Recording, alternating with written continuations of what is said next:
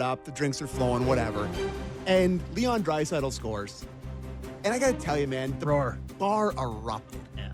And I was wearing my Leaf bucket. And, you know, I was disgusted. Yeah? I was a little bit upset. You know, it's like, this is like, I know the Canada's team, like, we don't want a team from Florida. So it's like, I want the Oilers to win, I think. But, like, whatever result happens in this, it just disgusts me. Like, there's just, it's a really, but outside of that, one of the best hockey games. And if you're an Oiler fan, and if the Oilers go on to win this series, Barney, that game will be talked about for generations. Yeah, we're showing the Draisaitl winner, the mustard he gets on a one-hand attempted pass. I know it's a mess, and we're going to get into that on the goaltending side of it and all that, but it is a pretty darn good play he tries to make. I will say, I have been, and this is going back about a decade, on team, you shouldn't root for another team just because it's Canada. Yes. You know, like if you're a Sens fan, you don't want the Leafs to win just because the couple come back to Canada. But we kind of crossed a threshold where it's embarrassing. It is. That's fair. You know, and that's like part of the reason I'm doing it. You know, like whether it's late night talk shows or whatever, just like the jokes about like, you know, we always have the Stanley Cup, the Americans joking about having the cup year after year. Yeah. It's been enough for me to be, see, I have the other side of it too, where I grew up an Islanders fan. Mm-hmm. And, you know, the first team that breaks the Islanders dynasty is the Oilers. Yeah. You know, they meet them twice in the final. A lot of history between the two franchises. Yeah, and so I was kind of grew up, I was like, I'm supposed to hate the Rangers and the Oilers. That's kind of the way it is.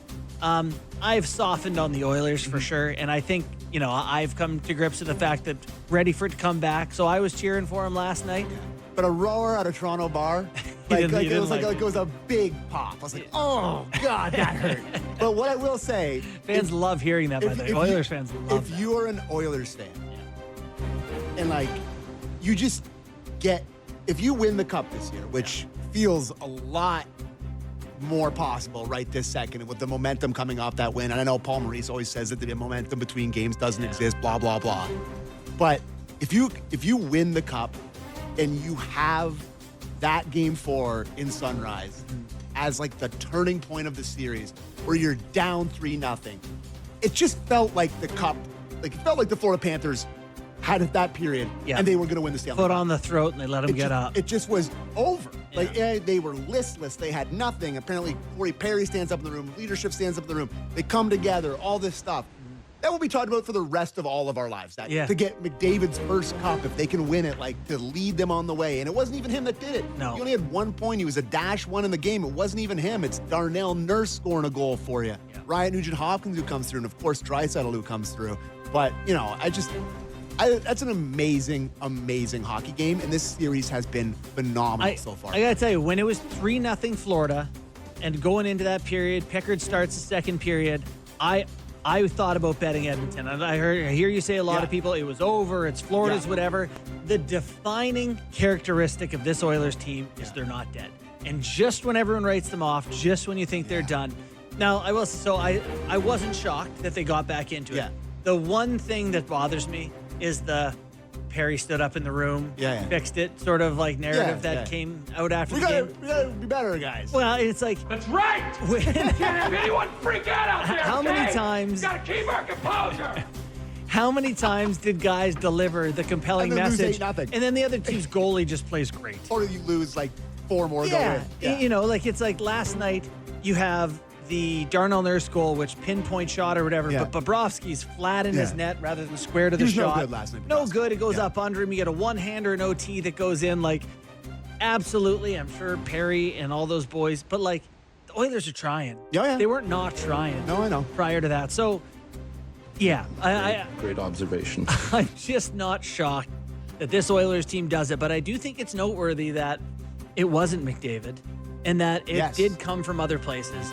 And where it comes from with this Oilers team, that decor to me, they seem to be impervious to the we're done thing. They just keep playing the same way regardless. And they can make plays.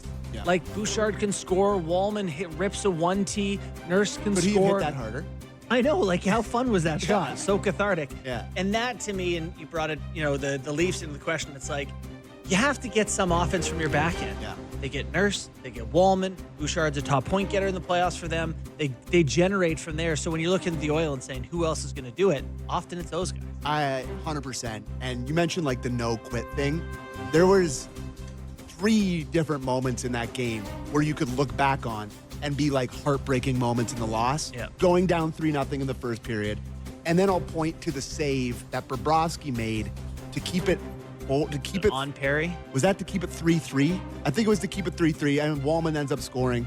But the toe save that he makes on Perry, and then giving up a tying goal to Sam Reinhart with 20 seconds left. It's like, those are all little moments where like mental hurdles that you get over and you still find a way to go in there. That was a sort of team of destiny kind of win where it's like, you're not supposed to get that one. And now that they did, going home, like, can you imagine what that building's going to be like on Saturday night?